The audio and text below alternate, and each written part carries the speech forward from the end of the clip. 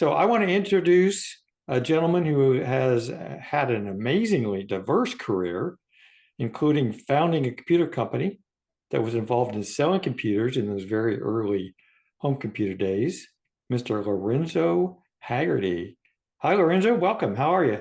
I'm good, and anybody that might have known me back in the day, I was Larry Hagerty back there, but Burning Man changed me. I changed my name there, so I have become Lorenzo. But the old timers will remember Larry Hagerty.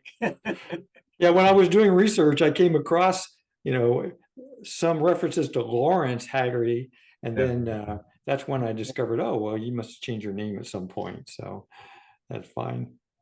So, from looking at your history and your credentials on the internet, it's obvious that your career has really spanned a multitude of different industries.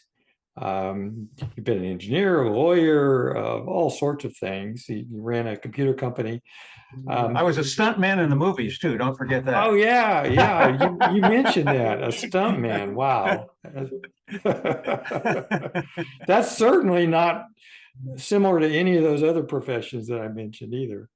I dropped out of law school to do that, and as a result, I lost my deferment, and I wound up in the Navy. But it was a good gig. um, of course, on this podcast, we want to focus on the vintage computer aspects of your career.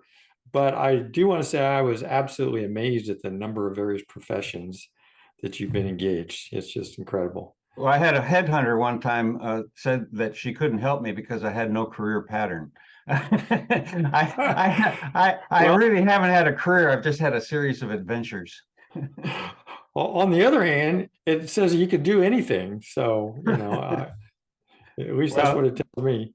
the personal computer company was my all-time favorite. That was my best gig. So it was a lot of Okay, great. fun back in the early days. That's when it was really fun. So let's start out by having you tell the audience where you live and what you do today. Well, right now I'm living in Southern California in northern San Diego County, and I do podcasting. I'm a writer. I've published a number of books, and but basically I'm just a retired grandfather who does things to keep busy. And but I've always had this interest in computers, and my first one was a Sol 20 that I soldered together myself. Oh, Uh, wow, that's awesome. Yeah, yeah. that was a while ago.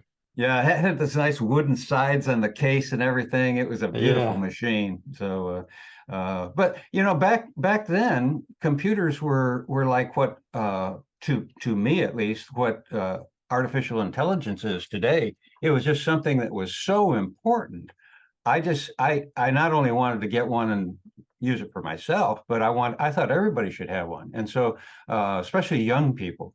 And they were really expensive if They back were. then. Even the Yeah. TRS 80, of course, we called it the trash 80 back then. But our company was in Dallas, and trash 80 was being built just across the Right. nearby. And so there were a lot of computer stores in Dallas. And that was very early in the personal thing, because I used to keep the yellow pages of Dallas 2 years. One year there was no yellow page listing for computers at all. And then the following year they were listed, and we were one of the few we were listed as one of two or three computer companies in Dallas in that phone book. That was that was a big treasure for a while, but I bet. and then finally a computer store opened up, and I made friends with that guy, and he designed and built our follow-on computer that we never got funding for, and only built a few of them, and I doubt if there's any that exist anymore. But it was a really good machine for its day. It was right at the end of our run. What gentleman was that?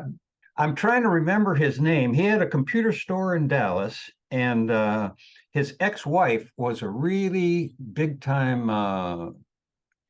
journalist. She wrote about the PC industry, and somehow she got busted for getting stock for some of her reporting.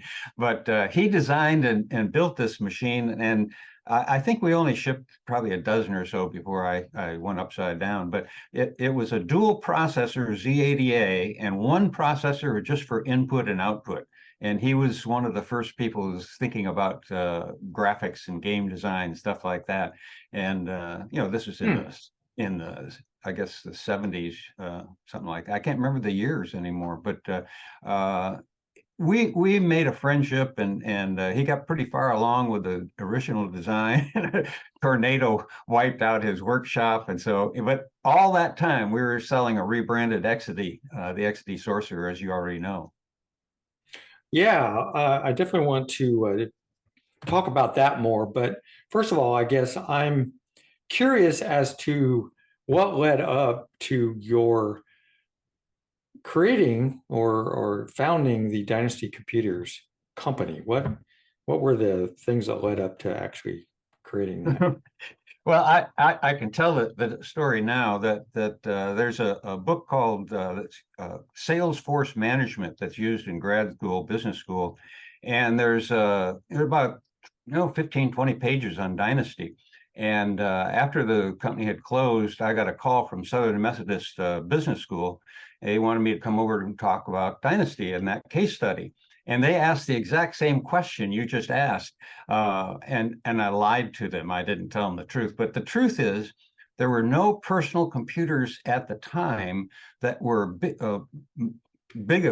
powerful enough to run the program I had written to beat craps. I was going to go to Vegas and get rich beating craps. I had a betting routine, and none of the PCs were powerful enough. And so I went to him, and we started talking. And so I decided to get in the PC business and build a PC. He told me he could do this dual processor thing. But in the meantime, I started telling people about it. And we decided, a friend of mine and I, he's a lawyer, we decided the only way people could really afford these things is if they could write them off as a business expense. So we built a multi-level marketing strategy where, just like Amway and everything else, where you buy your inventory. Well, you bought a demo machine, and then it was a tax write-off. And so we had to keep this, as a Ponzi scheme, actually, I guess, to get computers in people's hands that they could afford by, creating a little business. So we got other little things at one time. I don't know if you remember this, but Reader's Digest had one of the first online systems called The Source. And it was a bulletin board system. And we sold, at one time I bought a block of 500 connections to the source. And we were selling terminals so you could connect to the source. And it was just it's like we're having an interactive discussion now, but it was all text-based. And I can't remember all the details, but it was one of the first online before AOL or any of those. So we kept doing those kind of things. And then we found the Sorcerer, well, I called it the Smart Alec 2 is what we called it. And that was just such a wonderful machine that if I hadn't found Exidy, we would have had about a 1-year lifespan. As a result, we had quite a few. In that article in Forbes magazine, they mentioned that we had 3,000 distributors in 17 states. That's basically how many computers we sold. And the people, we had other little things they would sell, so they could make it into a business. And I've always felt kind of guilty about that, because it was in a way not really straightforward. But I was speaking at one of the Java 1 conventions out in San Francisco. It was Java 2 or 3, something like that. And a guy came up to me, and he looked awful familiar. And he says, "You don't remember me, do you?" I said, "No." And he says, "I used to work in your warehouse. I was a student, a high school student. And now I have a computer company with 50 people working for me. I got into computers working for you." So I had one success story I know of. And I'm I sure you feel, had more than that, yeah, but but I feel really good about that one. well, that's amazing. I have talked to a lot of people from Exidy. Did you know Howell Ivy, who was one of the principals at Exidy? Or I only went out there once, and that was so long ago. I'm 81 years old. I don't remember names too well anymore. And so I don't remember who I talked to. But I know they were kind of treating me really nice because I was putting some big orders in at the time. So I probably met some of the management people, but I don't know who. Paul Terrell was another one who I've been talking with Yeah, that I listened to your interview with him. Yeah. yeah, okay. You probably met Paul, or you might have met Paul. And he's I'm probably there. sure I must have because we were ordering like 100 at a time, something like that. So we were Yeah. one of his customers that he would pay attention to probably. So the idea was that you would find these people that would basically be your distributors. They would buy the computer system from you, the whole package, Hmm.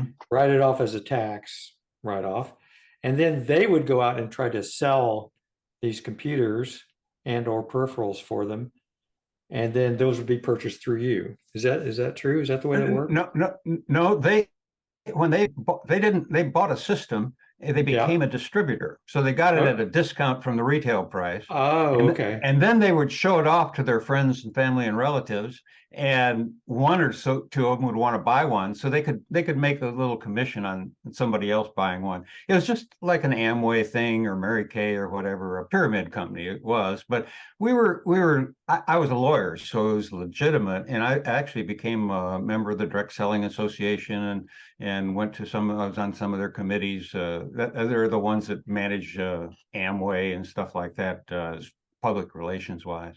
So it was a legitimate legal thing, but in all honesty, I created it so people could get a tax write-off for their personal computers because they were outrageously expensive. They We were. had a rebranded Exidy Sorcerer that we put our own label on, a 12-inch monitor, black and white, a cassette tape recorder for input and output, and a couple pieces of software, basic and operating system. And it was selling for almost $29.95, almost $3,000, which is, like 5,000 today for Right. something with 48K of RAM. Right. So, it was just outrageously expensive for what you were getting, but it was the only thing, their personal computers were so new, nobody was getting much bang for the buck, compared to today. Well, I mean, it wasn't cheap to buy like an Apple II system either, right? If you bought an Apple II system with a monitor and the drives and that sort of thing, they were all pretty expensive at the time. Yeah, I was looking at you sent over a list of some of the computers that you guys sold back in the day, and I found that fascinating that you had these. I mean, you called them Exidy Sorcerer compatible, but they basically were Exidy Sorcerers with your label on them, right? Is that what they were? They were 100% compatible because they were Exidy They sorcerers. were sorcerers. and, Okay.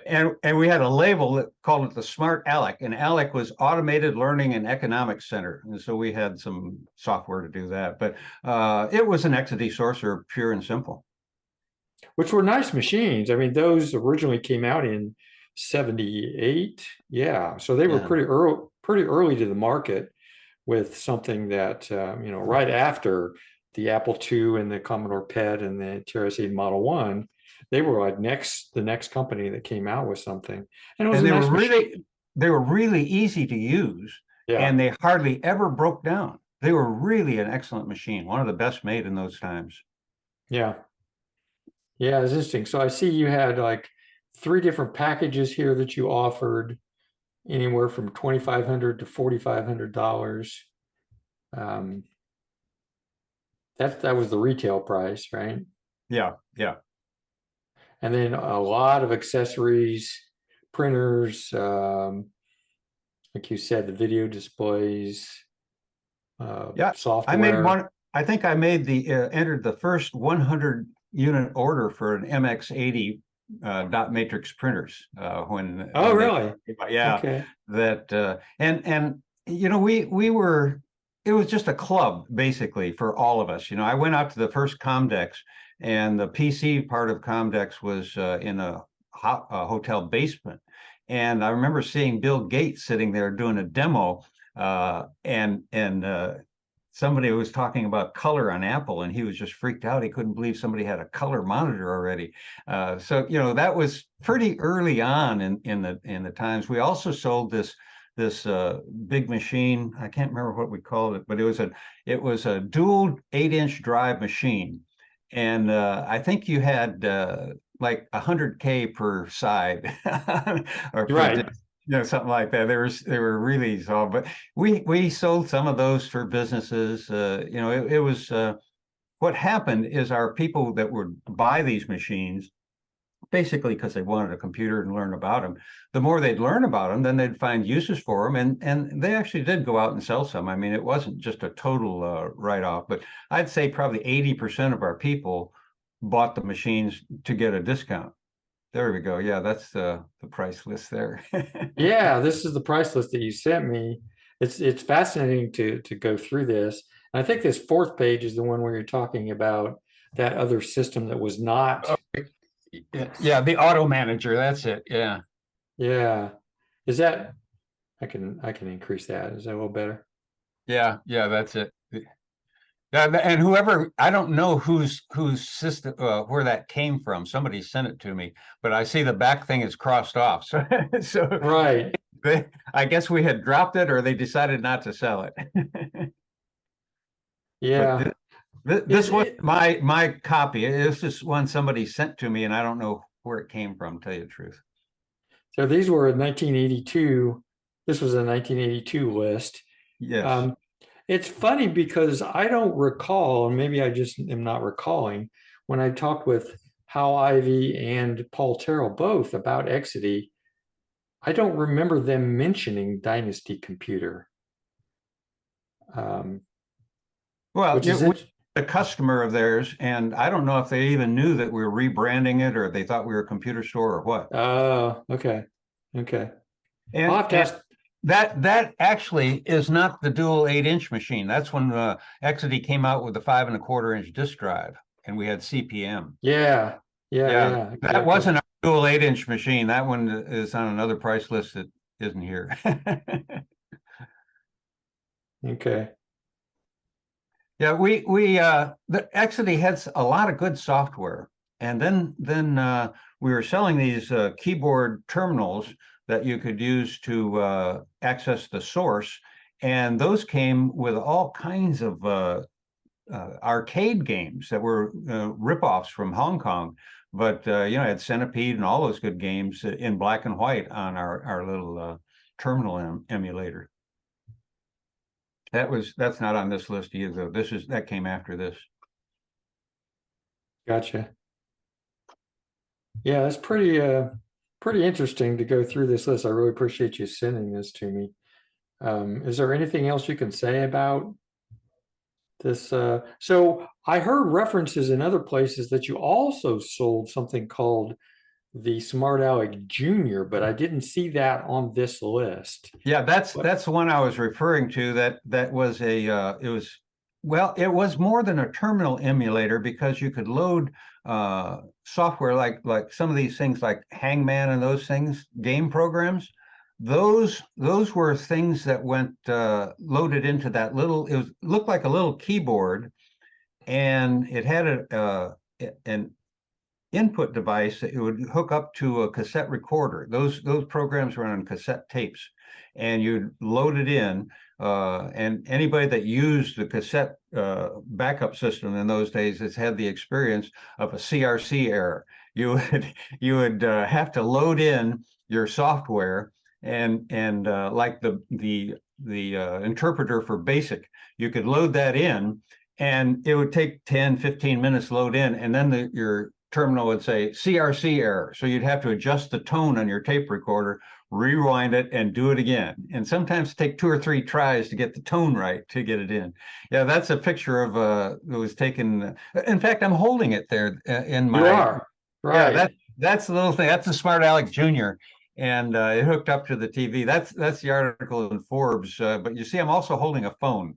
That was near the end of our run when I needed some money, and a venture capital company that was selling Nokia phones came in, and basically they took the company over to get the sales force, and left me with everything else, and I left. It was all over, but it kept us alive for a little while selling phones. And this is when the AT&T thing came in that allowed you to plug in your own cell phone, your own phone to a landline. It used to be against the law to hook up anything to a telephone line. And then that decision came out, and all these phones flooded the market, and we had all kinds of phones that we sold for a while. But anyhow, it was heady times. Nobody knew where we were going or what was going to happen next. And it was we were manufacturing some of the hardware that we were selling. And I know I could call up a friend I had over at Osborne Computer and say, "Hey, I'm short on these chips. Can you loan me some, and I'll send you some back." And that was how a lot of things worked back then. Is we didn't feel like we were competing with one another as much as building something together, even though different companies. So it was a good time, actually. It wasn't Lee Felson's time, was it?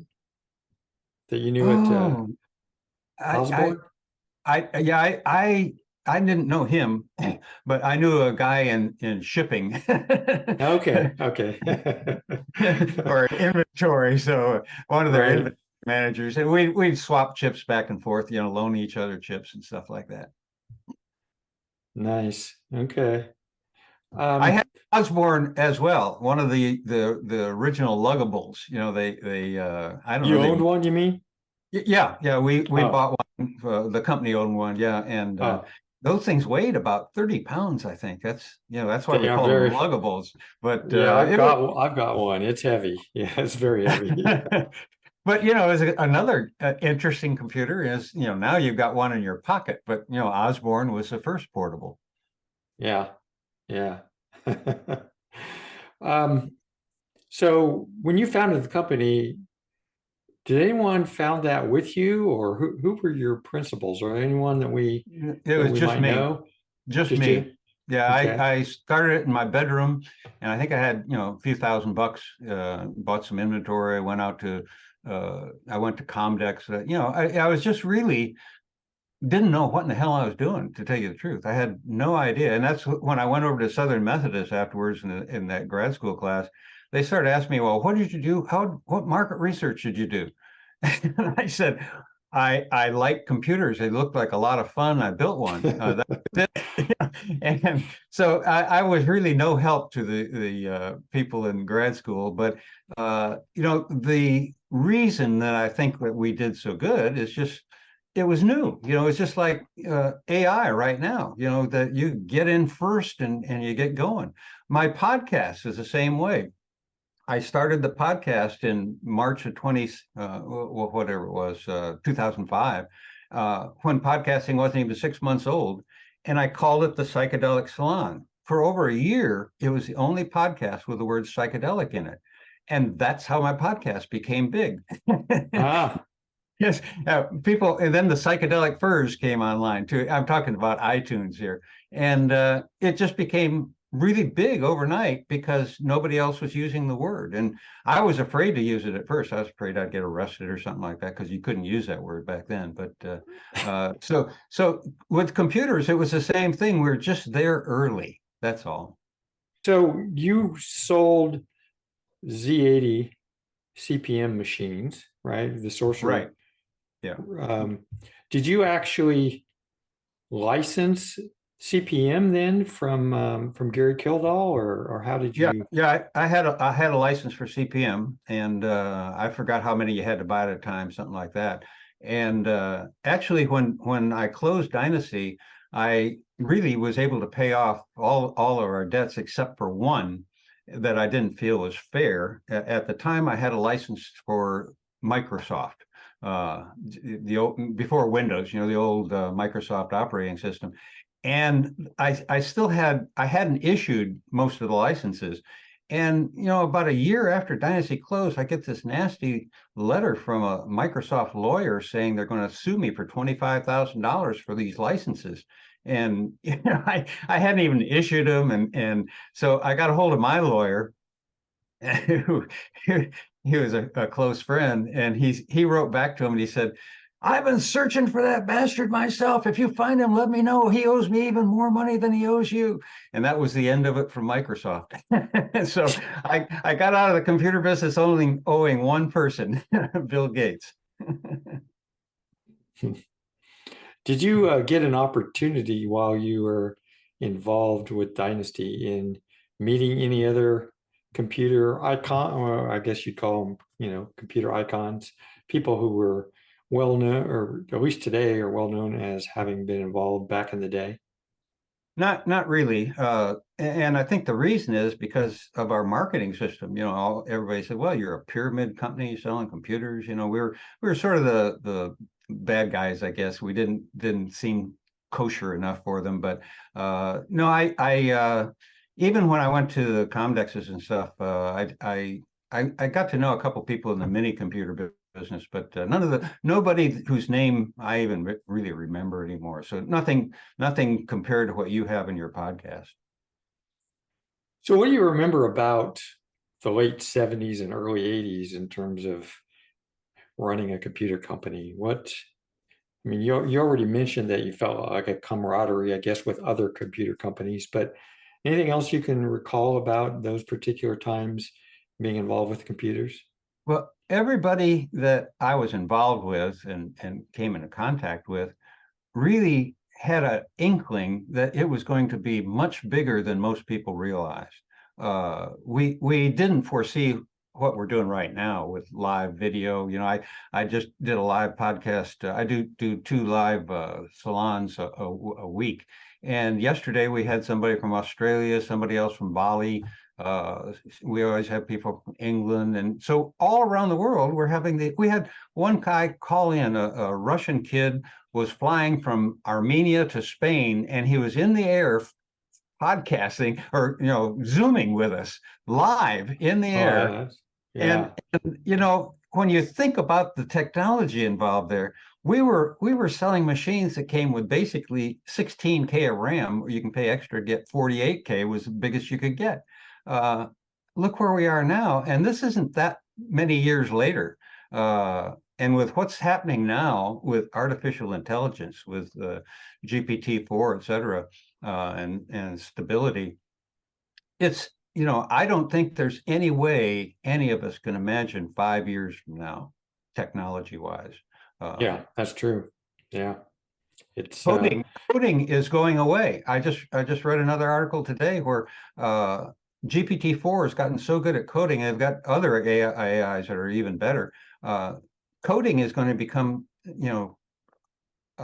obsolete as far as humans doing it. You'll be directing the code, but the actual writing of the code is being done by AI now, a significant amount of it already. Mhm. So we were like the people in AI are today that are just saying, you don't know what's going to happen. It's incredible. We were like, I remember a guy asked me, he says, well, that machine, yeah, it's a recipe book. Why do I want it? And I said, I don't know. I can't give you a good reason to do it. But if you don't get one, your children are going to be left behind. That's true. That's And true.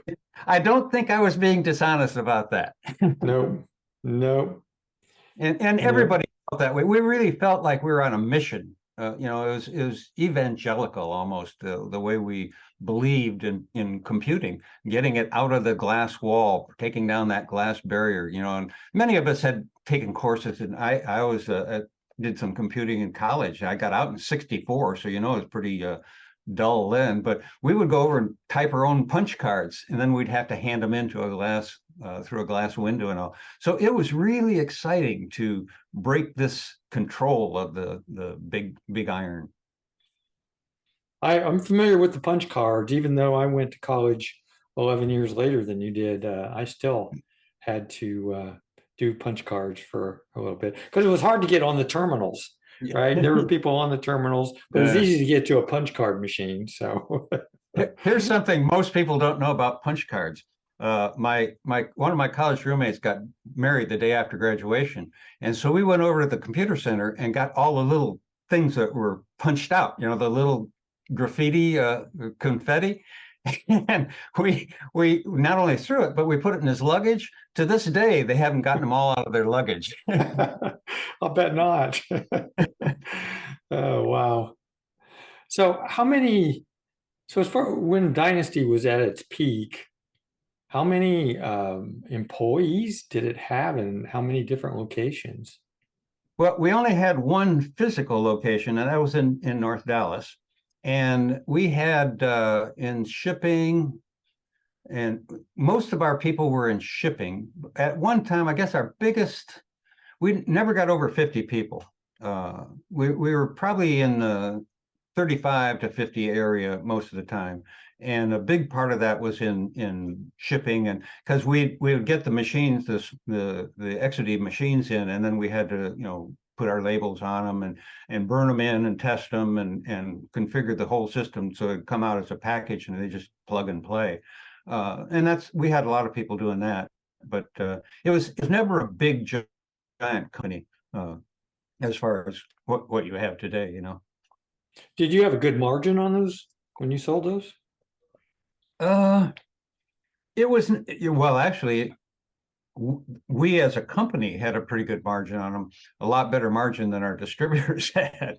But I couldn't recall any of that right now. My ex-wife was our accountant, and we're still really close friends. We Zoom with our kids and grandkids every month. So I could ask her, but she probably wouldn't remember either. It was enough to keep us in business for 3 or 4 years. Yeah. And we kept growing. That was the problem. We were selling too much stuff.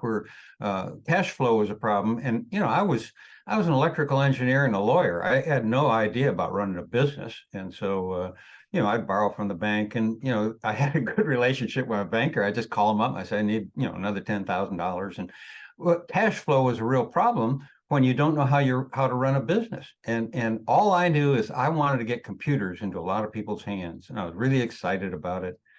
And I think my excitement is what carried the thing through for several years. And then IBM came in, and their advertising budget per month was like our annual sales. So they just crushed us like a bug. And we kept saying, and their machines were inferior to everything out there. Although I remember I finally bought an IBM after Dynasty closed, and I bought one with a 10 megabyte hard drive. Yeah. And I got mocked mercilessly because what are you going to do? You're never going to fill that thing up. That's crazy, isn't it? You probably heard the similar things. Yeah. Yeah. I mean, and today photos are 10 megabytes, one single photo. It's crazy. I think it's important what you're doing, so that there will be some people that can judge how far and how fast this industry has come. Sure I don't has. think there's any comparable of any industry in human history, that has done anything like the personal computer industry. It has changed the world. It has. And you think about how more powerful, I mean, the phone you have in your pocket is light years more powerful than what we had sitting on a desk in 1980. And they're millions of times faster and millions of times more storage, and it's crazy. Sometimes I feel like I'm living in the future, but I know 40 years from now I can't even imagine what it's going to be like. I can remember growing up just outside of Chicago, and the Sunday Funnies, one of my favorite one, was the Dick Tracy story. And Dick Tracy had a two-way wrist radio. My biggest dream as a young boy was to have a two-way wrist radio. Yeah. And now in your pocket, the computer you have is more powerful than the first moonlander had on board. So yeah. Oh yeah. Yeah. Way more powerful. Yeah. And I've got the Dick Tracy device here with my Apple Watch. Sometimes I feel like Dick Tracy, my wife calls me and I answer on my watch. It's like, this is nuts. Yeah. You look a little bit like Dick Tracy too, maybe. Yeah. Yeah. So Dynasty Computers closed its doors in 1983, I think you said, right? That sounds about right. I really all those years, so many of them now have kind of blended together, but it's around 83, something like that, I think. Yeah. It was And a shortly lot, the PC, IBM PC came out. And I think it came out in 82. it came out in 81. Yeah. 81. Okay. So Yeah. yeah, it's probably 83 would be about right. We didn't survive too much longer after that. So the competition from the IBM PCs was the biggest reason that Dynasty closed its doors. Yeah. Yeah. People would say, well, yeah, you've got a better machine and all like that, but it's IBM. Nobody ever gets fired for buying IBM. That was the Right. thing. And I've worked for IBM actually as a contract writer at one time. Oh, did you? So I've been an IBM guy too. I noticed when I was doing some research, you mentioned somewhere on in one of your blogs that you worked for a company called Success Inc. Or maybe that your company, or was that someone else's company? Mine and a partner. It was a motivational company, Okay. and we actually Dynasty evolved into that because I had all these distributors, so I Okay. made some, sold them, and like that. So yeah, it was just another company. Well, I noticed that it was mentioned that you covered introduction to personal computers there, so that's why I was wondering. Yeah, actually, I did a cassette tape series about introduction to personal computers, and actually, a copy is in the DigiBarn, Bruce Damon's Okay. DigiBarn. But Cool. I've got this recording on cassette tapes, and it's really interesting to me, at least. I talk about the day will come when you will be able to exercise using your computer, and you'll be in a room and it'll be shooting just like you'll be shooting things coming in at the moon, like I was describing some game. And now there are exercise games that that Yeah. in virtual worlds. And I've got 2 or 3 photographs of me giving that talk and walking across the room in the machine. So once the text to video gets better, I intend to recreate that whole thing by entering the text from the talk, or using the talk, and animate the rest of it using those few pictures I have, and just expand them, because the AI tape videos are that good already. So eventually I'm going to have that done in a video format sometime in the next Cool. couple of years, I think. But yeah, it was I probably sold, thousands of copies of those things, because that was when personal computer was really just getting started. Oh, that would be interesting to listen to. So I could find these somewhere, maybe on eBay or Yeah. Amazon or somewhere. Go to the DigiBarn. He might even have them online, digibarn.com. Okay. Okay. And if not, if you're interested, I've got a copy out in the garage. I could probably send. I might even digitize it. I don't know, but eventually I can get you a copy somehow if you're following up on that. Yeah, cool. I definitely would like to follow up on that and make sure that it's archived somewhere. Maybe the DigiBarn's already done that, but um, you also wrote some books, and I guess I was curious. I haven't read or haven't purchased any of those books yet, but do any of them talk about your time at Dynasty? Uh, First of all, you can get all of my books for free in PDF format. I put them all online for, just go to lorenzohagerty.com, and Okay. there's free books there. The I have 2 books of chronicles where the Chronicles #1 probably has something in it. They're just little vignettes, little 1-page things. And there's a couple hundred of those. There must be some Dynasty stuff in that, but I don't remember for sure now. None of them were specifically about Dynasty or computer. Oh, yeah, there were a couple things about Dynasty in the Chronicles volume 1 of the Chronicles, and so you can get that online for free in PDF. And there's an index in the back of it, so you can Okay. find out Cool. real quickly. You wouldn't have to read it. Yeah.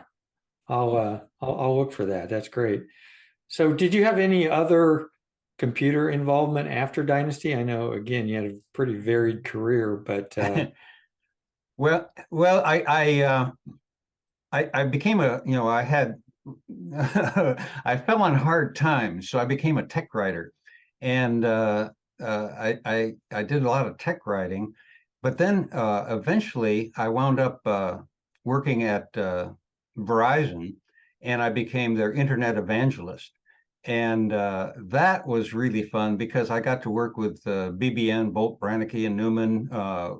They were running a third of the backbone at the time, and going out to their offices in Cambridge, and I would get information from them. And then my job was internet evangelist, and so I travel around Europe and the United States talking about how great the internet was. But Huh. one of the most memorable things I remember, I can't remember the guy's name now, the guy that came up with the @ sign for email, worked at BBN, and he was telling me one night, he says, yeah, he says, you come over here and watch the backbone on weekdays.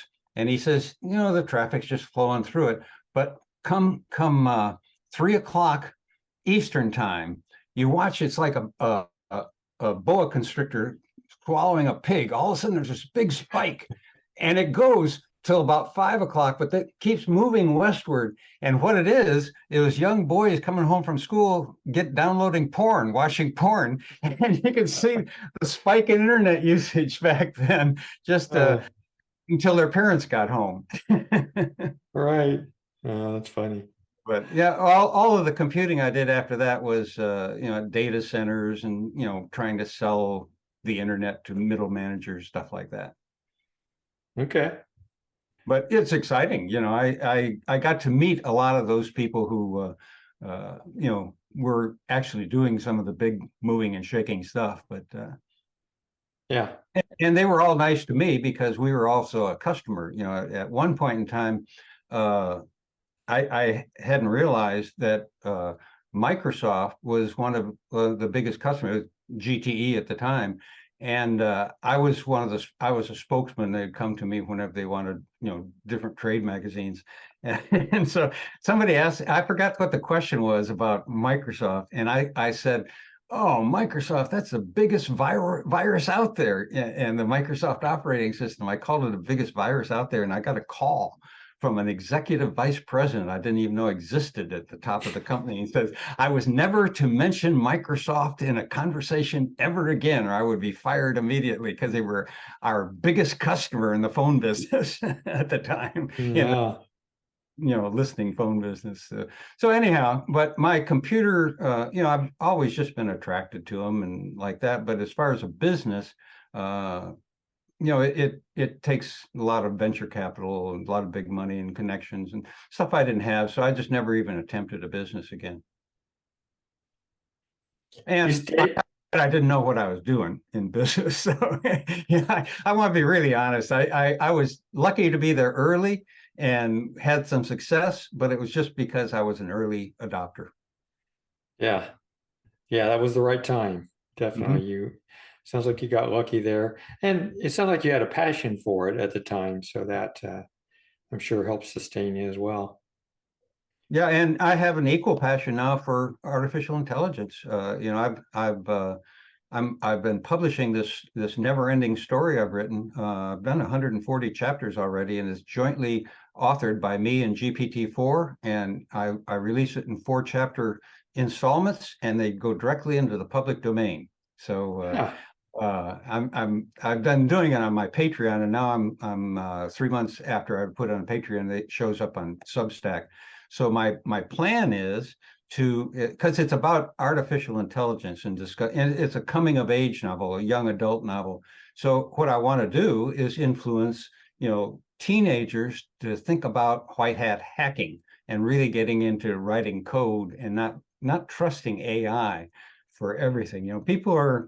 AI is going to be hacked a lot, especially people's schedules, Yeah. things like that. And so anyhow, it's an involvement in, I guess, computing in a way, but I've gotten to I can use it really well. I have gotten to be a real expert at prompts for this one little narrow thing. If you want to write a sci-fi book, uh, because what you can become with it, and it's like becoming one with your code. You know, it's not a person, it's code.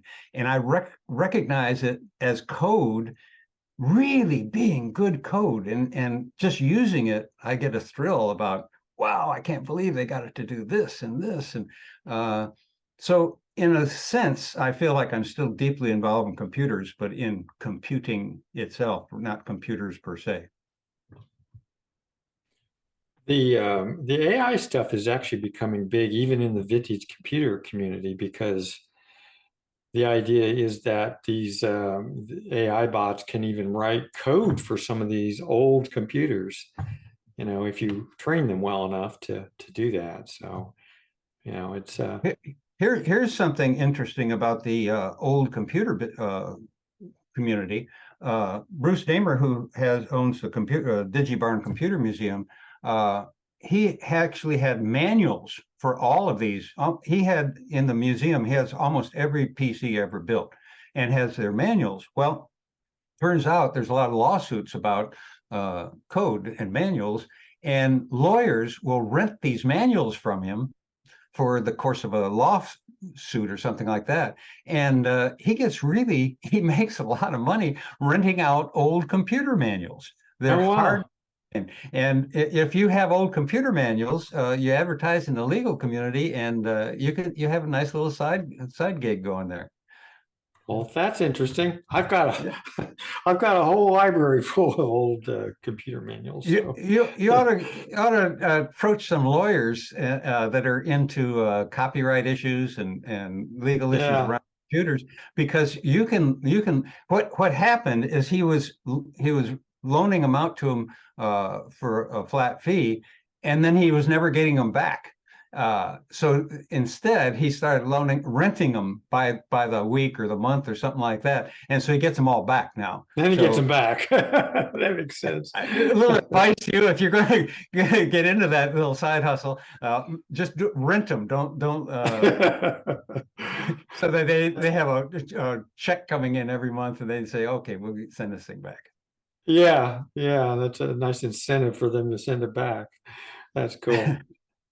So I'm really curious, Lorenzo, on what vintage compute what are vintage computers today, at least, which ones you owned, and do you still have any? Well, the second one's easy to answer. No, I don't have any. Don't even have any of my own. Uh, I had an Apple One and an Apple II, or the company had. Uh, I don't know what happened to those. I was gonna Uh, say that's incredible because the Apple ones were extremely rare, and if you had one today, it'd be worth a lot of money. Yeah, the guy actually, we didn't actually own it. It was Bill Fritz lent it to us, and Oh, I think he finally got it back. But we had it there for a couple of years. We'd show it off. The one I wish I still had was my Sol 20. yeah. I soldered it together myself, and actually after Dynasty folded, that little Sol 20 was still being used by a company to, check their inventory or marketing. I don't know. Really?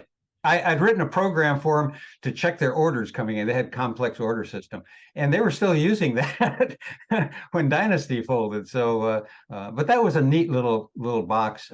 Actually, of all the computers I've had, the best one I've ever had was the Exidy Sorcerer. That's the one I wish I had yet. We had a good one that we made with dual processors, but there are only a few of those made, and they're long gone somewhere. But yeah, I had an Osborne luggable. Had I'll say a TRS 80, since you had one. I won't call it a trash 80. It's all right. It's all right. People still do that today. So And what else did I have? Those were the main ones. The TRS 80, and then the Apple. We got an Apple II just because that was really the leading edge of computing at the right. time. Yeah. And so we just wanted to know what was going on. Never, Although, never had a Commodore PET. no, I never did. Oh, I had an Amiga. Oh, did you? Okay. Yeah, that was after Dynasty, but I had Yeah. an Amiga for a while when I was living in Tampa. That really was maybe the pinnacle of those early day computers, because it was an amazing machine. Yeah, So those were nice. Do you remember which model it was? 1000 or the 500? Was it was it the PC style, or was it, everything built into a keyboard it, style? it was all built into a keyboard, and we used it Oh, I okay. did a lot of video for at a public access place, and we used it for our public access video. It was about the best thing you could get for video at the time. Yeah. Probably an Amiga 500 then, it sounds like. Might have been. I couldn't tell you the model number until you and I were talking today. I was having trouble remember that some of my own products names. So Yeah. Well, you know what? I think I pretty much run out of questions. There any other questions I should have asked that I didn't? probably not. That we were just a minor blip in the whole thing, but it was more of a peek into the minds of people who didn't know what a computer was and but wanted to learn. People were really curious about it, and they had to get over that fear that they're going to break the machine. That was the biggest fear people had, is from the keyboard. Will I catch it on fire? Will I burn? That people didn't have exposure to these things. So it was a good experience. I don't regret doing it. Knowing what I know today, even back in those days, if I'd known something about business, we might still even be here. But to me, it was a fun hobby that lasted several years, and I didn't have to go to a regular job. Right. And there's a lot to be said for that. Oh yeah. So, is there anything you want to leave with the listeners or say to the listeners before we sign off here? Just keep listening, because there's a lot of information that was lost by some of these people, some of them dying too soon and all. But if you really want to get a handle on starting a new business today, listen to some of the stories of how the old ones failed and what they did wrong, because the potential for getting involved in computer aided something or other today just dwarfs whatever has been before. That if I was 15 years old today, I would be going crazy. I'd be skipping school and digging into what's going on with AI.